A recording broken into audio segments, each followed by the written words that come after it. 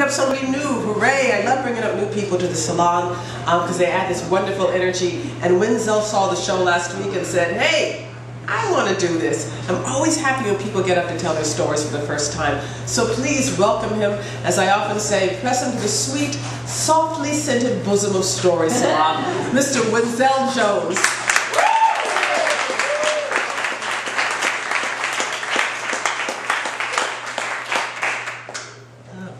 Has anybody actually seen Chara lately? She is totally wearing the same outfit. So Beverly, embrace that coochie coochie.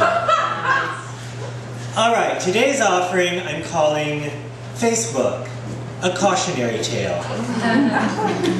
So a while ago on my Facebook wall I noticed the following: Beth Craven is a fan of God. Now, mind you, I haven't seen Beth Craven since she was in the 8th grade and she was Beth Brooks, but my first thought was, well, she would be. And my second thought was, I have to send this to my friend Sarah, because if there were such a thing as a proselytizing atheist, it would be Sarah. And so I always make sure to share with her any quality religious kitsch I might find. One of my very favorites is the Lock and Load Jesus postcard, which I have brought to share with you because, as you will see, words can hardly describe the wonder of this particular item, where you see the Lord and Savior deploying some sort of automatic weaponry.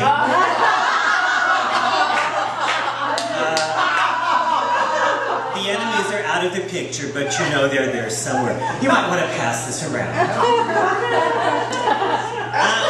And I found something else for Sarah recently at the 99-cent store. It was the Righteous Living coloring book. And inside you could see pigment-free pictures of children sporting a variety of Jesus-approved fashions, such as the armor of God, the belt of truth, and the invisible cloak of virtue. So you see why I totally needed to send this graphic of a cloud-filled sky with the sun behind it proclaiming "Fan of God" to be shared with Sarah. However, this was right after the format change they did on Facebook, and I was having trouble finding the share button. So on the way to not finding the share button, I inadvertently hit the join button. And I thought, great, now everybody is going to see Wenzel is a fan of God. Now, this isn't something along the lines of everybody getting a notice that says, Wenzel is a member of the Georgie Bush He's My Boy fan club, but it's not the sort of thing that's likely to lead to conversations I really want to engage in. And I particularly don't want people feeling comfortable sending me things such as angels. Jan sent you an angel. Would you like to send Jan an angel?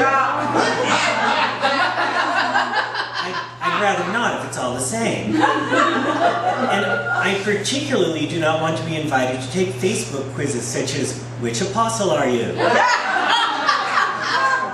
Frankly, I don't want to know, because I'm sure it's not going to be one of the exciting ones, and I just don't know if there's a lot of love out there for Team Simon. Fortunately, I was able to quickly find the button to opt out of the fan club, so now on everybody's wall I realize it says, Wenzel is a fan of God. And then 20 seconds later, Wenzel is no longer a fan of God.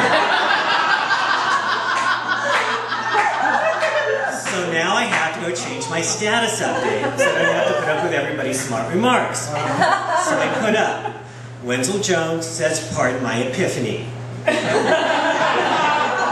Epiphanette. Please go back to what you were doing. Granted, this was not a huge investment of time.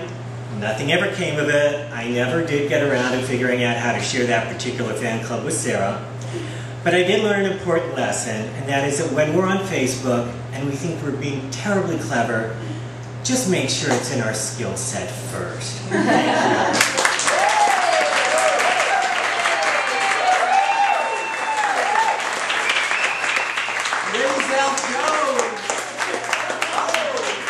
Wenzel, you must come back. Please come back. And bring your cloak of virtue with you. I love the fact that Jesus is strapping one. I'm back and I'm pissed. Don't just plywood sold separately.